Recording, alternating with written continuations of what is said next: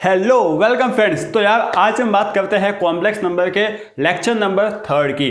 और आज है ना हम क्या बात करने वाले हैं, आज भैया हम सबसे पहले बात करेंगे सम्मिश्र संख्याओं की समीकरण, ठीक है, इक्वालिटी ऑफ कॉम्प्लेक्स नंबर। अब भैया ये क्या होता है, किस तरीके से कंसेप्ट यहाँ पे बनते हैं, इसकी हम बात करने वाले हैं, ठीक है।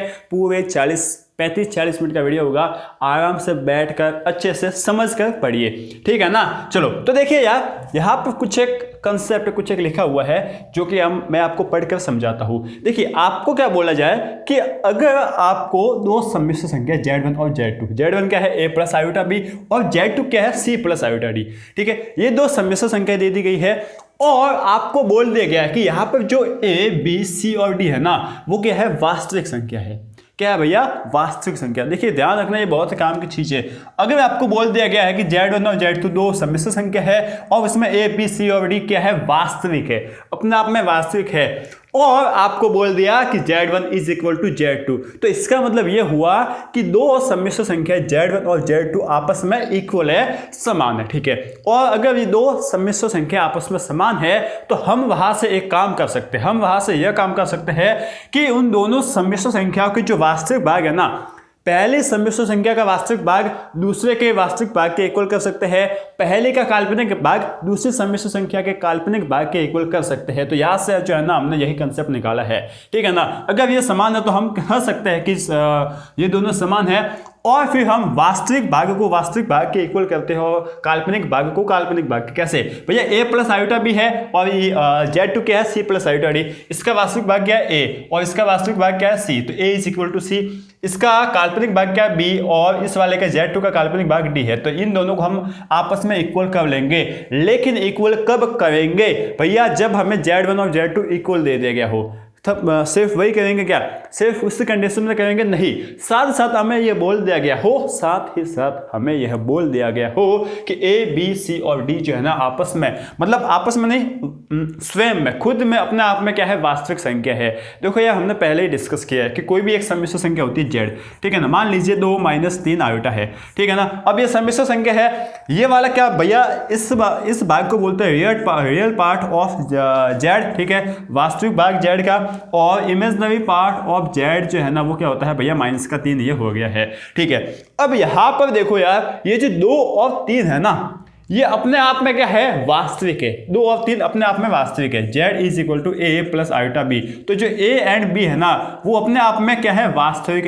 ये बात का ध्यान रखना है, ठीक। इसी तरीके से A B C और D भी जो है ना वास्तविक होने चाहिए, ठीक है। अब इस कंसेप्ट को समझने के लिए एक सवाल देख लेते हैं। वैसे तो आपके NCERT में भी 2-3 सवाल है, तो उसको हम जब NCERT का डिस्कशन करेंगे ना उसमें हम उसको डिस्कस कर लेंगे, लेकिन फिलहाल तो ये सवाल देखते हैं। देखिए इस समीकरण को संतुष्ट करने वाले x और y के वास्तविक मान निकालिए, ठीक है ना। आपको यहाँ पे वास्तविक मान बोल दिया गया है, ये आपको करना है। अब देखो यार सिंपल सी बात ये है कि आप है ना भैया, देखिए क्या दिख रहा है, डिनोमिनेटर में आपको आयोटा दिख रहा है। डिनोमिनेटर में आयोटा जब भी दिख जाए तो हम उसका जो है ना काम तमाम कर देते हैं। क्या कर देते हैं, काम तमाम। कैसे काम तमाम करते हैं, उसका रेशनलाइजेशन परिमेयकरण कर लेते हैं। तो x इंटू 1 - 2 आयोटा, और ये कितना हो जाएगा, एक स्क्वायर प्लस 2 का स्क्वायर कितना हो जाएगा, 5, ठीक है ना। यही होता है क्या, 1 स्क्वायर प्लस 2 स्क्वायर, 4 प्लस 1 5 हो जाएगा। यहाँ पर देखो y इंटू 3 - 2 आयोटा और डिवाइड में ये कितना हो जाएगा, 3 का स्क्वायर प्लस 4 का स्क्वायर, 3 का स्क्वायर 9 प्लस 4 का स्क्वायर, 3 का स्क्वायर 9 प्लस 2 का स्क्वायर 4, 9 प्लस 4 कितना हो जाएगा भैया, 9 प्लस 4 तो 13 होता है, कुछ इतना ही होता है ना, ठीक है। इसका भी रेशनलाइजेशन करते हैं, तो 5 प्लस 6 आयोटा इज इंटू 8, ये देखिए क्या है, देखो इसको यार ये बात ध्यान में रखना भैया, जब रेशनलाइजेशन करते हैं ना तो जो आयोटा होता है ना, आयोटा के आगे जो निशान होता है, आयोटा के आगे जो साइन होता है ना, उसको बदल कर लिखता है। तो यहाँ पे देखिए 8 आयोटा -1 है, तो -1 तो ऐसा कैसा होगा, अब 8 आयोटा के आगे कौन सा था, प्लस वाला साइन था, तो यहाँ पे माइनस वाला 8 आयोटा लगा लेंगे, ठीक है। अब ये क्या बचा, यहाँ पर तो वही आ जाएगा 8 आयोटा स्क्वायर, 8 का स्क्वायर प्लस 1 का स्क्वायर, 8 का स्क्वायर 64, 1 का स्क्वायर 1, तो 65 यहाँ से आ गया है। कोई यहाँ तक तो प्रॉब्लम है ही नहीं, कोई है क्या प्रॉब्लम, नहीं है भैया, कोई प्रॉब्लम है ही नहीं। इसको सॉल्व करना पड़ेगा हमें, ठीक है ना। सॉल्व कर दे क्या, हाँ सॉल्व कर देते हैं। इसका एलसीएम लेकर सॉल्व करेंगे, एलसीएम लेकर सॉल्व करेंगे, 13 और 5 का एलसीएम भैया 65 आ जाएगा, ठीक है भैया। ये 65 आ जाएगा। यहाँ से देखिए ये 13 इस पूरे से गुणा हो जाएगा, तो 13x 13x into 1 minus 2 iota, 13x into 1 minus 2 iota, plus ये कितना हो जाएगा 5y इंटू प्लस का 5y, क्या ही लिख लिया, ठीक है, 5y इंटू ये कितना है भैया 3 माइनस 2 आइटा, 3 माइनस 2 आइटा, ठीक है। यहाँ तो कोई डाउट नहीं है, डाउट ठीक है, कुछ भी डाउट नहीं है, अच्छी बात है। यहाँ से देखिए हम देखेंगे 5 प्लस ये कितना है भैया 6 आयोटा, ठीक है ना, 5 प्लस 6 आयोटा इंटू ये कितना हो जाएगा -1 माइनस 8 आयोटा, ठीक है, डिवाइड बाय 65 है, ये 65 तो 65 कट गया। अब इनको कर लेते हैं हम सॉल्व, ठीक है ना। चलो तो देखिए यार फटाफट करते हैं, 13x आ गया ये, हाँ भैया 13x इंटू 13x आ जाएगा, ये कितना आ जाएगा 26x आयोटा, ठीक है ना। तो माइनस का है पहले तो आयोटा 26x हम लिख लेता है, ठीक है। यहाँ से देखो यार 5y इंटू 3 कितना हो जाएगा 15y हमने लिख लिया। यहाँ से कितना हो जाएगा भैया 10y, ठीक है, 10y आयोटा, तो माइनस का आयोटा 10y आपका हो गया, ठीक है, कोई डाउट इसमें है ही नहीं, ठीक है ना। अब देखो यहाँ से आप इसको सॉल्व करते हैं, देखिए माइनस कॉमन ले लेते क्या, हाँ माइनस हम कॉमन ले लेते हैं, कॉमन ले लेते हैं माइनस को, ठीक है। फिर यहाँ से हमारे पास बना 5, इसको सॉल्व करना पड़ेगा पहले, ठीक है। तो देखिए 5 एकम 5, ठीक है, ये इसको हमने ले लिया है, कॉमन बाहर रख ले, ये बाल कहाँ से आ गया, ठीक है। चलो यहाँ से आ गया, ये आपका 5 हो गया, ये आपका हो गया 8 5 40, 8 से 48, 48 हो गया, और आयोटा स्क्वायर तो माइनस का 48 हो गया, ठीक है। ये आपका काम यहाँ तक तो हो ही गया है, यहाँ तक तो हो गया। अच्छा तो अब हम आते हैं इस 5 को 8 से गुणा कर ले, तो 8 5 40, ठीक है, और 6 और 1 48 हो गया, तो 48 48 आयोटा आपका हो जाएगा। 8 5 40 और 1 46 होते हैं यार, 8 5 40 आयोटा प्लस 6 इंटू 1 6 आयोटा, तो 46 आयोटा आपका खो जाएगा। तो ये आपका काम जो है वो हो ही गया है, ठीक है। इसको थोड़ा सा और सॉल्व करते हैं, तो 13x माइनस का आयोटा 26x प्लस का 15y माइनस का iota 10y is equal to इसको ना ऐसा थोड़ा ना किया जाता है भाई साहब, गलत कर रहे हैं हम, गलत नहीं मतलब थोड़ा सा और सिंप्लीफाई करके लिखते हैं। देखिए ये आपका 13x है, ठीक है, और ये क्या है प्लस का 15y, बिल्कुल भैया यहाँ तक तो कोई डाउट है ही नहीं। यहाँ से आप माइनस ले सकते हैं कॉमन, हाँ भैया माइनस कॉमन ले सकते हैं, और आयोटा भी कॉमन ले ले। यहाँ पे क्या बचा 26x है, 26x प्लस 10y, ठीक है भैया, माइनस आयोटा को ले लिया है कॉमन, ठीक है, यहाँ तक तो कोई डाउट है ही नहीं। चलो तो आगे बढ़े, ये इसको सॉल्व करते हैं। ये है माइनस का 43 और ठीक है माइनस का 43 और माइनस गुना हो गया तो प्लस का 43 आ गया, और ये कितना है प्लस का 46 आयोटा, तो ये आपका हो गया माइनस का 46 आयोटा, ठीक है। अब भैया आप है ना, मुन्ना आया कहीं से उड़ कर आया, मुन्ना जागा हुआ, आधा जागा हुआ मुन्ना जो है ना आया, और उसने आकर बोला कि भैया हम एक काम करते हैं, इस सबको इस साइड ले जाके इनको सॉल्व कर लेते हैं और एक इक्वेशन बना लेते हैं। गलत तो भाई साहब ऐसा नहीं हो सकता मुन्ना भाई साहब, समझो यहाँ पर देखो होगा क्या, आपको बोला है कि यह दोनों जो है ना वास्तविक मान x और y के वास्तविक मान ज्ञात करने हैं, मतलब x और y वास्तविक है पहली बात, और ये दोनों जो है ना ये भी एक सम्मिश्र, इन दोनों को मिलाकर एक सम्मिश्र संख्या बनेगी जो कि ये बन गई है, ठीक है, और ये भी एक सम्मिश्र संख्या है जो कि बन गई है। Z1 is equal to Z2 दिया गया है, इसका मतलब हम वास्तविक भाग को वास्तविक भाग के इक्वल करेंगे, वास्तविक भाग को वास्तविक भाग के इक्वल करेंगे, ठीक है। और काल्पनिक भाग क्या है भैया माइनस का 26x प्लस का 10y, ठीक है ना भैया, माइनस ले लेना, हाँ ठीक है, इज इक्वल टू ये कितना हो जाएगा माइनस का 46 माइनस से माइनस। अब आप काट सकते हैं, अब हम काट सकते हैं। चलो तो ये आपका काम हो गया, समीकरण 1 और समीकरण 2 बन गया है, इससे हम काम हम ना कर सकते हैं। यहाँ से 2 कॉमन ले ले, 2 का भाग देते थे सभी जगह, तो 13x plus 5y is equal to 23 हो गया, कितना हो गया 23, ठीक है ना। चलो तो ये आपका इक्वेशन फर्स्ट और ये आपकी इक्वेशन सेकंड, इक्वेशन फर्स्ट में से इक्वेशन सेकंड को लेस कर देते हैं, तो हमें यहाँ से मिल जाएगा 10y, ठीक है ना, 13x कट गया, 10y इज इक्वल टू 20, ठीक है ना, हाँ भैया 10y इज इक्वल टू 20, ठीक है। तो यहाँ से y जो है ना हमें मिल गया है 2, y हमें 2 मिल गया है, y भाई साहब आगे है 2, तो x हम निकाल सकते हैं कि हाँ इस y को यहाँ पे रख लो ना, तो देखिए 13x प्लस का 10 इज इक्वल टू 23, यहाँ से 13x इज इक्वल टू 13, तो x कितना आ गया 1, तो x और y के हमें मान मिल गए, x और y के वास्तविक मान है, x का मान 1 आ गया और y का मान आ गया है 2, ठीक है। तो यहाँ से आप बात समझ गए होंगे, क्या बात हमें समझनी थी कि जब भी हमें 2 वास्तविक संख्या, 2 क्या बोलते हैं उसको, सम्मिश्र संख्या से बराबर दे दी जाए, और जो उसमें कोएफिशिएंट मतलब जो a b c और d है ना, अगर हमें बोल दिया गया कि ये वास्तविक है, इसका मतलब हम उनके वास्तविक भाग को वास्तविक भाग के इक्वल कर सकते हैं और काल्पनिक भाग को काल्पनिक भाग के इक्वल कर सकते हैं। अब ये थी इक्वलिटी मतलब समीका। अब समीका थी तो असमीका भी आई थी, ठीक है ना। अगर समीका है तो असमीका भी आनी चाहिए। इंग्लिश में बोले तो अगर इक्वालिटी है तो इनइक्वालिटी भी आनी चाहिए। लेकिन भैया सम्मिश्र संख्या में थोड़ा सा उल्टा होता है। सम्मिश्र संख्या के लिए असमीका परिभाषित ही नहीं है और समीका डिफाइन ही नहीं है, ठीक है ना। जिस तरीके से 1/0 ये क्या है, नॉट डिफाइन है। क्या है भैया, नॉट डिफाइन है। जिस तरह 1/0 नॉट डिफाइन है, उसी तरीके से जो सम्मिश्र संख्या होती है ना, Z1 मान लीजिए Z1 is greater then Z2 या फिर Z1 is less than equals to, मान लीजिए आपको बोल दिया गया है कि Z2, ये क्या भैया डिफाइंड नहीं है। क्या है, नॉट डिफाइंड। तो आप क्या लिखोगे, आपके लिखोगे इस तरीके से लिख लो कि सम्मिश्र संख्या में असमीका परिभाषित ही नहीं है, मतलब ऐसा कोई शब्द होते ही नहीं है। सम्मिश्र संख्या में असमीका जो है ना परिभाषित नहीं है, ठीक है। मैं लिखने जाऊंगा तो आपका टाइम जो है वो वेस्ट हो जाएगा। मान लीजिए Z1 आपको दे दिया गया है, बात समझना, Z1 आपको दे दिया है x plus 2y plus iota into 3x plus 2y, मान लीजिए ये आपको दे दिया गया है, ठीक है ना। Z1 आपको ये दे दिया गया है और Z2 आपको दे दिया गया है क्या, मान लीजिए x माइनस वाई, ठीक है, प्लस 3x माइनस का 7y, ये क्या है आपका आयोटा है, ठीक है ना। ये आपको दे दिया गया है और आपको बोला कि Z1 इज ग्रेटर देन है Z2, Z1 is greater then है Z2। इसका मतलब क्या हुआ भैया, देखिए आप अभी बोल रहे थे कि सम्मिश्र संख्या में असमीका जो है ना वो परिभाषित नहीं है। बिल्कुल भैया नहीं है। सम्मिश्र संख्या में असमीका जो है वो परिभाषित नहीं है। अगर इसको सत्य करना है, आपको कभी सवाल पूछ लिया जाए कि मान लो आपको Z1 दे दिया गया है ये और Z2 दे दिया गया है ये, और आपको बोल दिया गया है कि Z1 is greater then Z2 है। Z1 is greater then Z2 कब सत्य होगा, कब सत्य होगा, ठीक है ना। ये आप बोल लीजिए। सबसे पहले तो यार मैं लिख लेता हूँ कि सम्मिश्र संख्या में, ये पहले आप लिख लो यार, आप तो नहीं लिखा, थोड़ा सा आलसी हो गया आप भी मेरी तरह। सम्मिश्र संख्या में, सम्मिश्र संख्या में क्या है भैया, सम्मिश्र संख्या में असमीका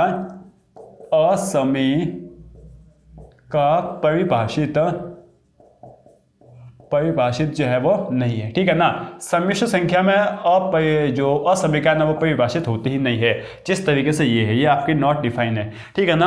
अब आपको ये सवाल दे दिया गया है, अब यार आपका दिमाग तो चकरा ही गया है, ठीक है ना। मुन्ना आधा जागा हुआ था, अब तो पूरा सो गया।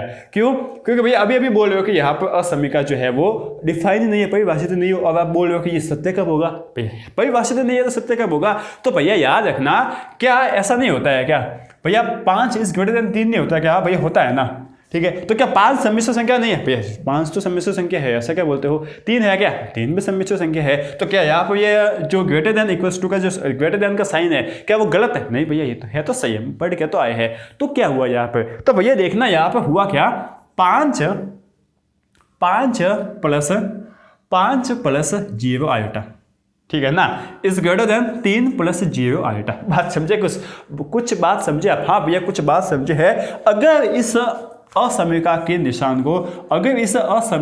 निशान को, सत्य अगर कराना है हमें, इसका मतलब जो आयोटा के गुणा में जो होगा ना, जो इमेजनरी पार्ट होगा ना, इमेजनरी पार्ट को क्या करवाना पड़ेगा, आपको 0 करवाना पड़ेगा, ठीक है। तो ये एक ही कंडीशन में होगा कि जब Z1 एंड Z2 के इमेजनरी पार्ट, ठीक है, काल्पनिक पार्ट, इमेजिनरी जो पार्ट है ना, इमेजिनरी पार्ट वो क्या हो जाए, 0 हो जाए, ठीक है ना, 0 हो जाए, ठीक है। तो कंडीशन यहाँ से क्या बन जाएगी भैया, Z1 का इमेजिनरी पार्ट क्या है, 3x plus 2y is equal to 0। इस इमेजिनरी पार्ट जब ये 0 होगा ना, तब हम बोल सकते हैं कि यह आपका असमीका परिभाषित है। इसी तरीके से आपके Z2 का इमेजिनरी पार्ट क्या है भैया, 3x minus 7y is greater than is equal to 0। जब इन दोनों का इमेजिनरी पार्ट 0 हो जाएगा, तब हम बोल सकते हैं कि यहाँ पर असमीका जो है ना, यहाँ पर असमीका जो है ना परिभाषित है। इसका मतलब ये आपको होना चाहिए, और यहाँ से आप x और y के मान निकाल सकते हैं। लेकिन इतना नहीं पूछेगा, बस आपको ये पूछ लिया जाएगा कि यह कब परिभाषित होगा। तो बोल सकते हो कि जब इन दोनों के जो इमेजिनरी पार्ट है ना वो अगर 0 हो जाए ना तब ये परिभाषित हो जाएगा। समझे बात? समझ में आई अच्छे से? बिल्कुल भैया। अब वो मुन्ना है वो अब जाग गया कि हाँ भैया अब समझ में आ गया है। ठीक है, तो आगे बढ़ते हैं और हम बात करते हैं भैया सम्मिश्र संख्या का निरूपण। किसका बात करता है भैया? सम्मिश्र संख्या का निरूपण। अब ये होता क्या है, क्या होगा इसमें? देखो यार, जिस तरीके से हम 10th में अब तक किसी भी बिंदु को एक निर्देशांक तल में प्रदर्शित करते आए थे ना, ठीक है ना, किसी भी बिंदु को एक निर्देशांक तल में निरूपित करते आए हैं। जैसे कि मान लीजिए आपको बोल दिया गया है 2,3 और आपको एक दे दिया गया है -1,5। ये आपको दो बिंदु दे दिए गए हैं, तो आप क्या बनाते हैं? निर्देशांक तल बनाते। ये एक निर्देशांक तल है और ये आपकी निर्देशांक अक्ष x अक्ष है और ये आपकी y अक्ष है, ठीक है ना। अब आप 2,3 को कहीं ना कहीं यहाँ पर लिखते हैं, बिल्कुल भैया, और -1,5 को कहीं ना कहीं जो है ना आप कहाँ पर लिखते हैं? यहाँ पर लिखते हैं -1,5, ठीक है ना। तो ये क्या कर रहे हैं? आप किन्हीं बिंदुओं को निर्देशांक तल में क्या कर रहे हैं? परिभाषित, निरूपित कर रहे हैं, ठीक है। इसी तरीके से सम्मिश्र संख्या, ठीक है ना, सम्मिश्र संख्या का निरूपण। हमारा टॉपिक क्या है नया? सम्मिश्र संख्या का निरूपण। ये हमारा नया टॉपिक है भैया, आप लिख लीजिए, ठीक है ना। निरूपण कुछ ऐसे ही होता है क्या? हाँ भैया, ये आपका सम्मिश्र संख्या का निरूपण, रिप्रेजेंटेशन ऑफ कॉम्प्लेक्स नंबर, ठीक है। अब यार आपकी जानकारी के लिए मैं बता दूं कि जिस तरीके से हम इनको निरूपित करते हैं ना उसी तरीके से सम्मिश्र संख्या को भी हम निरूपित करते हैं। एक ऐसा ही प्लेन होता है, ऐसा ही एक तल होता है, उसमें निरूपित करते हैं। और भैया एक अच्छे से जानकारी देता हूं कि जो सम्मिश्र संख्या है ना a + i b, यह एक बिंदु को निरूपित करते, a, b एक बिंदु को दर्शाती है। सम्मिश्र संख्या a + i b, समझे क्या? सम्मिश्र संख्या a + i b किसी तल में एक बिंदु a, b को दर्शाता है, ठीक है ना। और इस बिंदु को जिस तल में निरूपित किया जाता है उसको हम बोलते हैं आर्गन तल, ठीक है ना। आर्गन बोलते हैं शायद तक, ठीक है ना। हाँ, आर्गन, ठीक है भैया। स्पेलिंग गलत हो तो आप चेक कर लेना। आर्गन प्लेन ऐसे कुछ होता है शायद, हाँ, या फिर उसको बोलते हैं कॉम्प्लेक्स, ठीक है ना, कॉम्प्लेक्स प्लेन, ठीक है। इसको आर्गन तल बोलते हैं या फिर उसको सम्मिश्र तल बोला जाता है, ठीक है। किसको सम्मिश्र तल बोला जाता है? जिस तल में सम्मिश्र संख्या को निरूपित किया जाता है उसको सम्मिश्र तल बोला जाता है। अब वापस इसको समझते हैं यार, मान लीजिए भैया हम जिस अभी तक जो 10th के लेवल के हिसाब से हम बात करें तो जो हम बिंदु को निरूपित करते आए थे उनको कहाँ पर निरूपित करते थे भैया? उनको हम निर्देशांक तल में निरूपित करते थे, ठीक है। इसी तरीके से सम्मिश्र संख्या को निरूपित करने के लिए भी एक तल होता है, ऐसा ही होता है, बस नाम है, ऐसे ही होता है तल, और उस तल को हम बोलते हैं सम्मिश्र तल या फिर आर्गन तल, ठीक है ना। समझ में आ गई बात? हाँ भैया, आर्गन तल हम उसको बोलते हैं। एक बार देख लेते हैं आर्गन तल ही है क्या, ठीक है। कोई आपका लोचा नहीं होना चाहिए यार, बिल्कुल भैया। एक बिंदु को निरूपित किया जाता है, ठीक है भैया, आर्गन ही है, ठीक है। अभी थोड़ा बहुत कंफ्यूजन हो जाए तो लफड़ा आपको ही है, मुझे ही है, सबको है, ठीक है। तो आर्गन तल आपको समझ में आ गया ना? हाँ भैया, हमें समझ में आ गया। अब ये कैसे होता है, किस तरीके से काम करता है वो हम समझते हैं। देखो यार, होता किस तरीके से है, बात को समझना। ये आपका एक सम्मिश्र संख्या है z = a + i b, ठीक है ना। ये क्या है? z = a + i b। इसको हमें करना निरूपित, ठीक है। तो ये आपका हो गया एक आर्गन तल, ठीक है ना। हम इसको बोलते हैं आर्गन तल, ये आपका हो गया आर्गन तल। अब a + i b, कहीं ना कहीं देखिए यहाँ से हम a चले और फिर यहाँ पे आके b चले, तो यह z = a + i b यहाँ पे होगा, जिसको हम क्या बोलते हैं a, b। ये आपका एक बिंदु हो गया। क्या हो गया? ये आपका एक हो गया बिंदु जो कि इस आर्गन तल में है, ठीक है। कुछ किस तरीके से होगा? ये कुछ ऐसे होगा, ठीक है ना। ये आपका आर्गन तल में हो गया और यह एक बिंदु को हमने निरूपित किया है। इसको बोलते हैं हम, देखने बात समझना, इसको हम बोलते हैं x अक्ष। भैया वही तो बात है, इसको बोलते हैं y अक्ष। हाँ भैया वही बात है, लेकिन थोड़ा सा समझना। x अक्ष पर सभी कौन सी संख्या होगी? 2, 3, 4, 5, 6, 7, 8, 9 इस तरीके से होता है। x अक्ष पर हमेशा जो है ना रियल पार्ट होता है, तो उसको हम बोलते हैं वास्तविक अक्ष, ठीक है ना। x अक्ष पर हमेशा वास्तविक संख्या आती है, जो ये वाला होता है ना, ये वाली संख्या आती है। इसका मतलब इसको हम क्या बोलेंगे?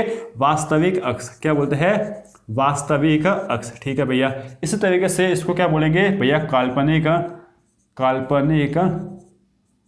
अक्ष, हाँ भैया काल्पनिक अक्ष बोलेंगे। बात आई समझ में क्या? हाँ भैया बात हमें समझ में आ रही है। जैसे कि आपको निरूपण करना है, जैसे कि आपको मान लीजिए एक एग्जांपल दे दिया गया कि z is equal to 3 + 6 iota का आप निरूपित कीजिए। तो 3 + 6 आयोटा कहीं ना कहीं यहाँ पे होगा, तो आपने इसको निरूपित कर दिया और ये z is equal to 3 + 6 iota है।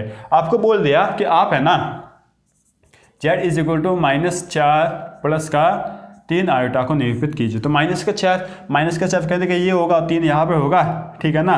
तो ये आपने इसको बना लिया। तो z is equal to -4 plus का 3 आयोटा और ये हो गया -4,3। इस तरीके से आप कुछ होगा तो ये आप बना सकते हो। देखिए ये जो है ना आपने बना लिया। बात आई समझ में क्या? हाँ भैया बात हमें समझ में आ गई है। और आर्गन तल क्या होता है ये भी हमें समझ में आ गया है। तो यहाँ से हम क्या समझे भैया? यहाँ से हमें दो चीज़ समझे है कि कोई भी सम्मिश्र संख्या होती है ना, वो एक आर्गन तल में सम्मिश्र तल में दो बिंदुओं को, ठीक है ना, एक बिंदु को, मतलब दो बिंदु होते हैं, एक पेयर होता है, बिंदुओं को निरूपित करता है। पहली बात ये समझे। और जिस तल में सम्मिश्र संख्या को निरूपित किया जाता है उसे हम आर्गन तल या फिर सम्मिश्र तल बोलते हैं। ठीक है, इतना बात समझ में आ गया है क्या? हाँ भैया इतना बात हमें समझ में आ गया है। अगर इतना बात समझ में आ गया है तो अब हम आगे बढ़ते हैं और कुछ डिस्कस करते हैं। अच्छा, इसको जो है ना एक बात ध्यान रखना, ये जो वास्तविक है ना इसको हम ऐसे भी बोल सकते हैं प्योरली इमेजिनरी, ठीक है ना, विशुद्ध वास्तविक भी बोल सकते हैं। क्योंकि भैया देखो यहाँ पर सिर्फ ए ही आएगा ना, यहाँ पर बी क्या है भैया? बी यहाँ पर तो जीरो है भैया। यहाँ पर वाई एक्स क्या है? पूरा वाई एक्स तो जीरो है ना एक्स एक्स पर, और वाई एक्स पर एक्स एक्स क्या है भैया? जीरो है। इसका मतलब इसे हम विशुद्ध वास्तविक मतलब प्योरली रियल बोल सकते हैं। और इसको हम क्या बोल सकते हैं भैया? इसको हम बोलते हैं प्योरली इमेजनरी, ठीक है ना। इसको हम क्या बोल सकते हैं? प्योरली इमेजनरी बोल सकते हैं। तो ये यार इतना सा थोड़ा सा पार्ट है, इसको यार दिमाग में बिठा लीजिए। अब हम आगे बढ़ते हैं और स्टार्ट करते हैं भैया क्या? आर्ग्यूमेंट, ठीक है, कोणांक जिसको आयाम भी बोलते हैं, फिर मापांक और फिर आपका संयुग्मी, ठीक है, इन सबको पढ़ते हैं, ठीक है ना। चलिए, तो सबसे पहले हम बात करते हैं मापांक और फिर बात करते हैं भैया संयुग्मी की, ठीक है ना। मापांक का मतलब क्या होता है? मॉड्यूलस, ठीक है, मोड ऑफ जेड से दर्शाते हैं। अब मोड ऑफ जेड का मतलब यहाँ पर आप बिल्कुल मत समझ लेना जो हमने फंक्शन में पढ़ा था किसी भी संख्या का मोड, ठीक है ना। किसी भी संख्या का जो मॉड्यूलस पढ़ा था वो वाला नहीं है ये मोड, ठीक है ना, समझ गया बिल्कुल। अच्छा, अब देखो ये होता क्या है ये, ठीक है, डेफिनेशन हम जो है ना बाद में पढ़ेंगे या फिर पढ़ लेते हैं। देखिए बोला क्या है, किसी सम्मिश्र संख्या कोई भी जेड है, ठीक है ना, सम्मिश्र संख्या जेड है, उस जेड का मापांक क्या होता है? मूल बिंदु से, जो सम्मिश्र संख्या ना उसकी मूल बिंदु से दूरी होता है। अब बात समझना, ये आपका मान लीजिए z है ना, z is equal to a plus iota b। ये क्या भैया? एक सम्मिश्र संख्या है, ठीक है। इसको आर्गन तल में हमने रखा तो ये कुछ इस तरीके से होगा a, b, बिल्कुल भैया ये इस तरीके से कुछ होगा, ठीक है। अच्छा, यहां से आया a और ये आया आपका b, ठीक है ना, यहां से आया b, सॉरी यहां से आया ये आपका a, इसको ऐसे बताया, या फिर ये आपका पूरा डिस्टेंस a हो गया, ये आपका आया a और ये आपका आया b, ठीक है ना। इस तरीके से बात समझ में आता है ना, बिल्कुल भैया। और ये आपका यहाँ पर z जो आ गया है वो है a प्लस आयोटा b, ये आपका सम्मिश्र संख्या है। अब इस सम्मिश्र संख्या का जो मूल बिंदु है ना 0,0, मूल बिंदु से जो दूरी आएगी ना, जो मूल बिंदु से दूरी आएगी ना, उसे ही हम क्या बोलते हैं? उस सम्मिश्र संख्या का मापांक। बात समझे ना समझे? हाँ भैया, इस सम्मिश्र संख्या का जो मोड होगा ना, इस सम्मिश्र संख्या मोड नहीं मॉड्यूलस जो होगा ना, वो मूल बिंदु से जो दूरी होगी ना वो कहलाएगी। अच्छा, इसका डेफिनेशन, इसका जो फॉर्मूला है वो कैसे बनाएंगे भैया?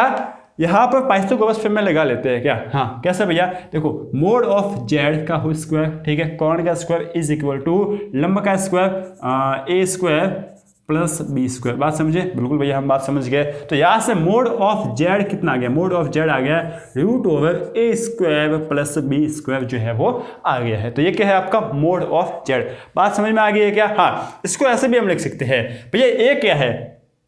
रियल पार्ट ऑफ जेड, ठीक है, और बी क्या है? आपका इमेजिनरी पार्ट ऑफ जेड। तो इसको हम ऐसे भी लिख सकते हैं, कैसे? Mod of z is equal to real part of z का whole square plus imaginary part of z का होल स्क्वायर। तो ये आपके इस मोड जेड का मान आ गया, ठीक है ना। कंसेप्ट को समझो कैसे फॉर्मूला बना है। क्या किया हमने भैया?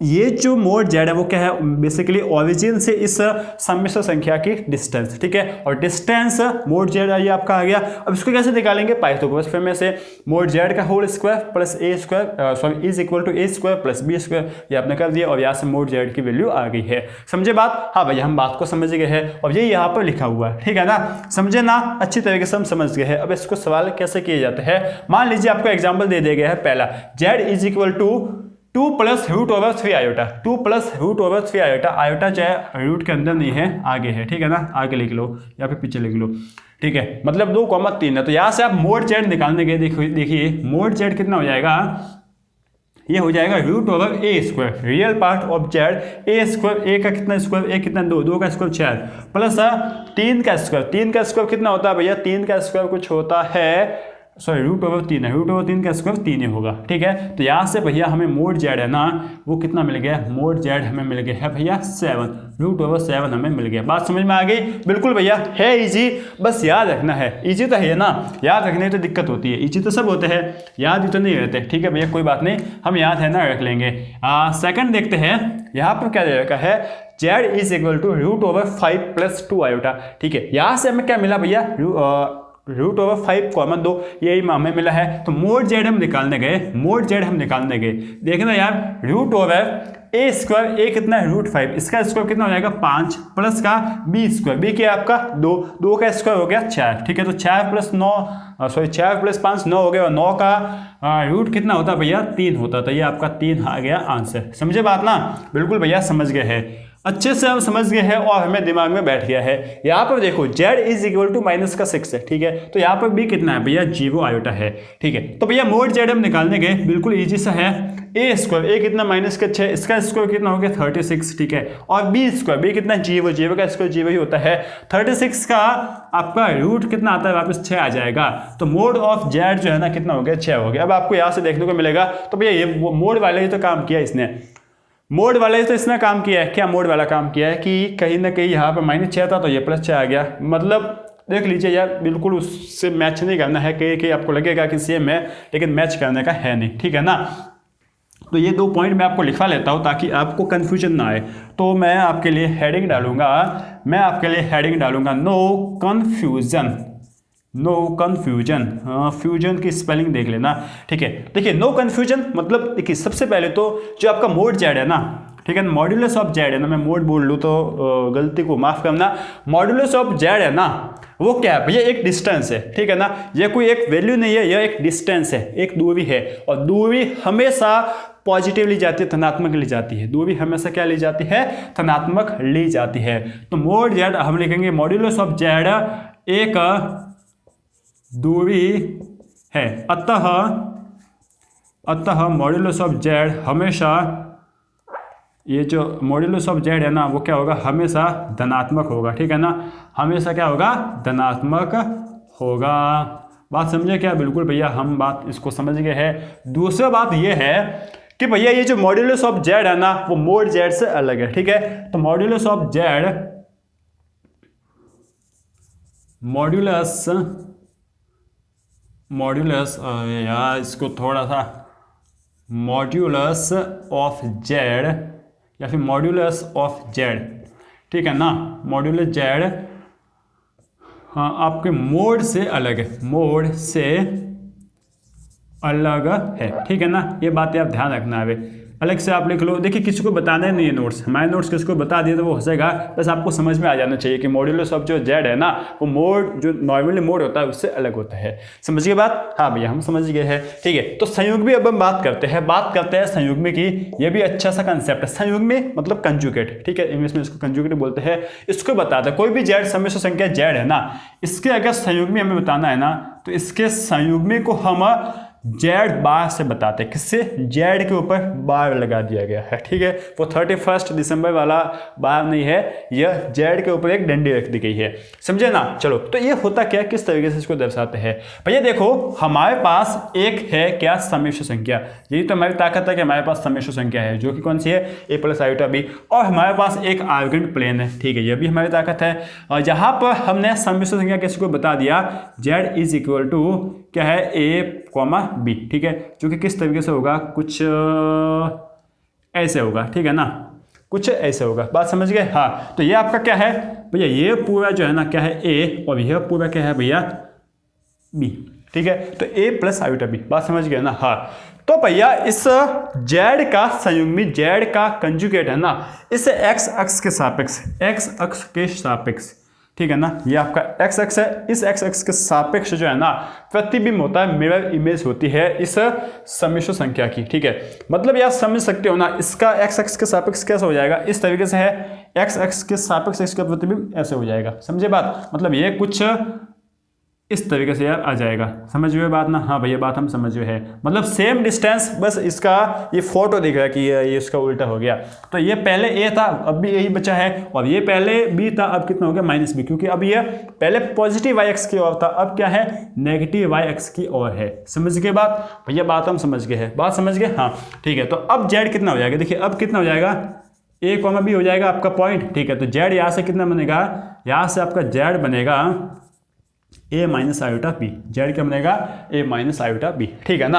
अगर देखो यार यहाँ पे होता, ये आपका जेड है ए कॉमा माइनस ए कॉमा बी, यहाँ पे तो माइनस ए कॉमा बी होगा ना, बिल्कुल भैया, क्योंकि यहाँ पर जो पॉइंट होगा वो माइनस ए होगा, समझे बात, बिल्कुल भैया बात हम समझ गए हैं। ये कुछ इस तरीके से होगा, ये वाला जो है ना वो है माइनस ए, ठीक है ना, ये माइनस से क्यों होगा, क्योंकि ये नेगेटिव एक्स एक्स है, ठीक है। मैं इसको मान के चल रहा हूँ कि ये कोई एक पॉजिटिव नंबर है और यहाँ आने के बाद नेगेटिव हो गया है, ये मान के चल रहा हूँ, ठीक है। अब इसका प्रतिबिंब क्या होगा, इसका जस्ट उल्टा, मतलब उल्टा सेम साइज का उल्टा यहाँ पर इस तरीके से आ जाएगा, ठीक है ना। हाँ भैया ये आपने कुछ बना दिया है, थोड़ा टेढ़ा मेढ़ा लेकिन बन गया है।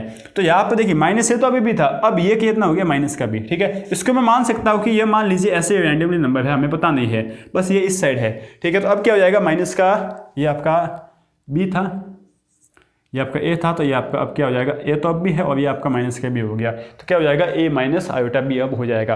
पहले ए प्लस आयोटा बी था, तो अब ए माइनस आयोटा बी हो जाएगा, समझ रहे हो ना बात। हम क्या कह रहे हैं, एक्स अक्ष के सापेक्ष इसका प्रतिबिंब ले रहे हैं, और किसी सम्मिश्र संख्या का एक्स अक्ष के सापेक्ष जो प्रतिबिंब होता है ना, उसे ही हम क्या बोलते हैं, उस सम्मिश्र संख्या का संयुग्मी या कंजुगेट बोलते हैं, ठीक है। अब बात कहाँ पे आएगी हमारी, अब बात हमारी आ गई है, ठीक है ना। मान लीजिए कोई एक सम्मिश्र संख्या आपको दे दी गई है, एक सम्मिश्र संख्या दे दी गई है आपको z इज इक्वल टू 3, ये बापू ये क्या हो गया, z इज इक्वल टू 3 आपको सम्मिश्र संख्या दे दी गई है। कहाँ पर है ये सम्मिश्र संख्या भैया, यह कहीं ना कहीं सम्मिश्र संख्या 3 यहाँ पर होगा, यहाँ पर मान लीजिए आ गया 3, ठीक है। हाँ भैया 3 आ गया, अच्छा प्लस जीवा आइटा होगा, जीवा आइटा मतलब वाई में तो चले ही नहीं, यहाँ तक है, तो ये आपका 3 जीवा हो गया है। इसका संयुग्म में निकालो, इसका संयुग्म में निकालो, तो भैया इसका संयुग्म में है ना वो का वो होगा, क्योंकि भैया इसका इमेज अगर बन ही रहा है ना तो जस्ट इसके ऊपर ही बनेगा, और जस्ट इसके ऊपर ही बनेगा तो जीवा तो कुछ है ही नहीं, 3 का 3 ही बचेगा, तो इसका जेड और जेड बार सेम हो जाएगा। बात समझे क्या, बिल्कुल भैया बात हम समझ गए हैं, और आराम से हमारा काम भी जो है ना वो हो जाएगा ना, ठीक है भैया, इतना हमें समझ में आ गया है। अब तक तो समझ में आया है, अब हम सवाल करते हैं, कैसे सवाल करने हैं ये बात समझना। तो देखो यार, आपको बोला कि z is equal to 2 + 3 iota है, z is equal to 2 + 3 iota है, इसका संयुग्मी निकालिए, इसका आप निकालिए संयुग्मी। आप क्या करोगे, आप इसको यहाँ पर प्लॉट करोगे, ठीक है, फिर उसका देखोगे, अच्छा इस साइड गए तो ये 2 का 2 हो जाएगा, और ये हो जाएगा -3 आयोटा, मतलब यहाँ पर आप प्लॉट करके करोगे, ठीक है ना।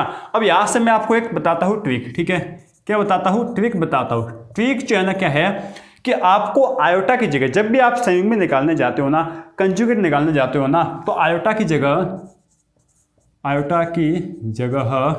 माइनस आयोटा रख लो, ठीक है ना, आयोटा की जगह माइनस आयोटा रख लो। लेकिन भैया कंसेप्ट को समझना, क्योंकि हर जगह अगर आप रटने जा रहे हो ना तो दिक्कत हो जाएगी, ठीक है, बात समझे क्या। हाँ, हर जगह रटने जा रहे हो तो दिक्कत हो जाएगी, लगभग से तो इससे कोई दिक्कत होगी नहीं, लगभग 99% केसेस में तो ये काम करेगा कि आयोटा की जगह माइनस आयोटा रख लो, ठीक है ना। किसी एक केसेस में वो एडवांस की बात है, लेकिन फिलहाल तो आप बेखौफ होकर जाइए और माइनस आयोटा की जगह माइनस आयोटा रख लीजिए। जैसे कि आपको बोला z is equal to -3 plus का 4 आयोटा, तो यहाँ से आपका z बार क्या हो जाएगा, z बार हो जाएगा, देखना यार, z बार हो जाएगा -3 -4 आयोटा, समझे। हाँ, अब अगर आपको बोला कि z is equal to 4 iota है, ये आपको बोल दिया गया है, या फिर 7 आयोटा ले लो, ठीक है कि 4 आपका फेवरेट थोड़ी ना, हाँ 7 आयोटा ले लिया। अब हम क्या करेंगे, इसका कंजुगेट z बार, इसका संयुग्मी z बार कितना हो जाएगा, -7 आयोटा हो जाएगा, ठीक है ना। एक बार कोशिश करना कि 5, 6, 7 सवाल जो है ना आप इसको ऊपर बनाकर मतलब सॉल्व करने के बाद बना लेना, या फिर सॉल्व करने के पहले बनाना, ताकि जो है ना आपको समझ में आ जाएगा, थोड़ा विजुअलाइज हो जाएगा कि ऐसा कुछ होता है। समझ गए बात। तो ये आपकी अच्छी सी शॉर्ट ट्रिक है जिससे आप याद कर सकते हो या फिर सवालों को कर सकते हो। आगे बात ना समझ में, हाँ भैया तो आपका कंजुगेट भी लगभग हो ही गया है, कोई इसमें टॉपिक बाकी नहीं रह गया, देख लेते हैं यार। तो आपका कंजुगेट जो है ना, ठीक है हो गया है। चलो तो कंजुगेट आपका हो गया है। अब हम देखते हैं टाइम, ठीक है चलो टाइम देख लेते हैं। टाइम हो गया है आपका 35 मिनट। तो आपका जो कोणांक है ना उसको हम कल के वीडियो में कर दे, क्योंकि कोणांक बहुत ही इंपॉर्टेंट है, ठीक है, और ये समझने वाला भी है साथ ही साथ, मतलब थोड़ा लंबा चलेगा, क्या सीधा मतलब ये है लंबा चलेगा, और लंबा चलेगा इतनी आपकी कैपेसिटी है नहीं, लगभग टाइम हो ही गया है, ठीक है। तो तब तक के लिए बस आप इसी तरीके से पढ़ते रहिए, आगे बढ़ते रहिए, और समझ गया ना, बस थैंक यू।